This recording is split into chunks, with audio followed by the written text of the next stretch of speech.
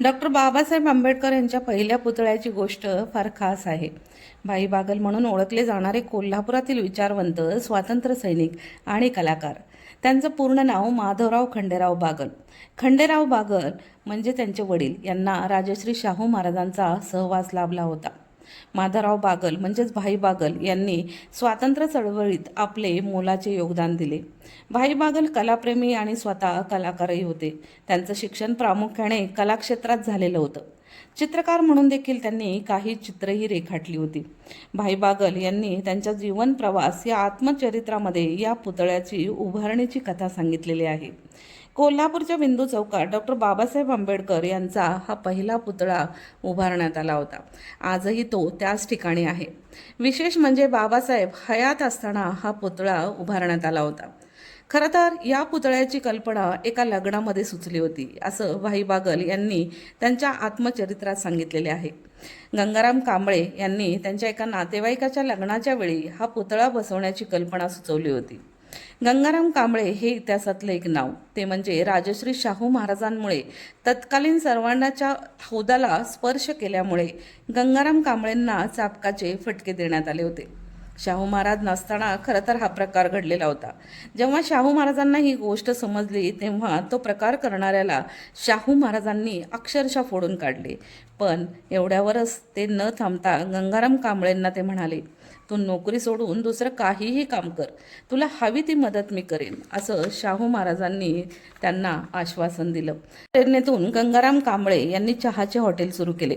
राजश्री शाहू महाराज स्वतः त्यांच्या हॉटेलवर जाऊन चहा प्यायचे आणि प्रत्यक्ष कृतीतून अस्पृश्यतेसारख्या अनिष्ट प्रथा संपवण्याचा संदेश द्यायचे.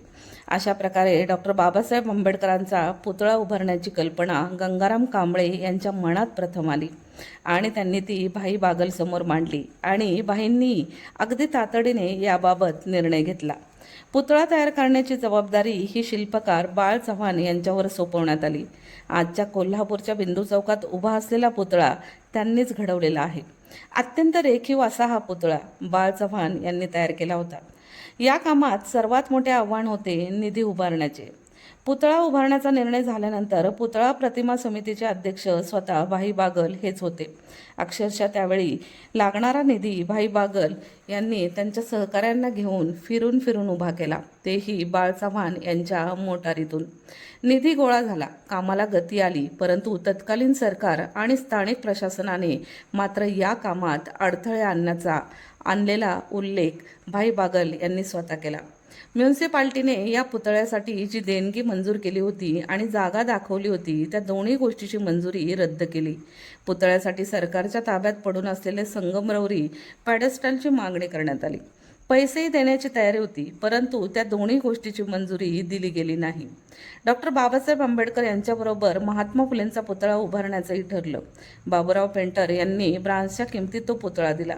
त्यासाठी लागणारी सर्व किंमत भाऊसाहेब पाटील, शाहीर आणि तेव्हाचे सत्यशोधक समाजाचे सेक्रेटरी यांनी जमवली. सर्व तयारी पूर्ण झाल्यानंतर 9 डिसेंबर 1950 रोजी दोन्ही पुतळ्याचं अनावरण करण्याचं ठरलं. त्यानंतर अनावरण उद्घाटन म्हटलं की ते कोणाच्या हस्ते होणार याबाबत चर्चा सुरू झाल्या. सामाजिक क्षेत्रातल्या एखाद्या मोठ्या व्यक्तीच्या हस्ते पुतळ्याचं अनावरण करायचं हे भाई बागल यांना मात्र पटत नव्हतं. कोणीतरी सर्वसामान्य जनतेतून एखादा उद्घाटक किंवा एखाद्या सामान्य व्यक्तीकडून त्याचं उद्घाटन व्हावं असं भाई बागल यांना वाटत होतं. तसं त्यांनी केलं देखील. कोणताही मोठा व्यक्ती, राजकारणातला कोणताही मोठा नेता याच्या हस्ते पुतळ्याचे अनावरण न करता जमलेल्या सर्वसामान्य लोकांमधील 2 जणांना भाई बागल यांनी हाताला धरून पुढे आणले आणि त्या पुतळ्याचे अनावरण करण्यात आले. त्याचवेळी एक अत्यंत पवित्र गोष्ट माझ्या हातून झाली, याचा मला अभिमान आहे. त्यांचा पुतळा माझ्या अध्यक्षतेखाली झाला. त्यांच्याच हयातीत असताना तो मी बसवला आणि ते स्वतः पाहू शकले, असं भाई बागल म्हणजेच माधवराव बागल यांचे उद्गार होते. म्हणूनच त्यांना बहुजन समाजात शिल्पकारही म्हटलं जातं. आजही कोल्हापूरच्या बिंदू चौकात हे पुतळे इतिहासाची साक्ष देत उभे आहेत.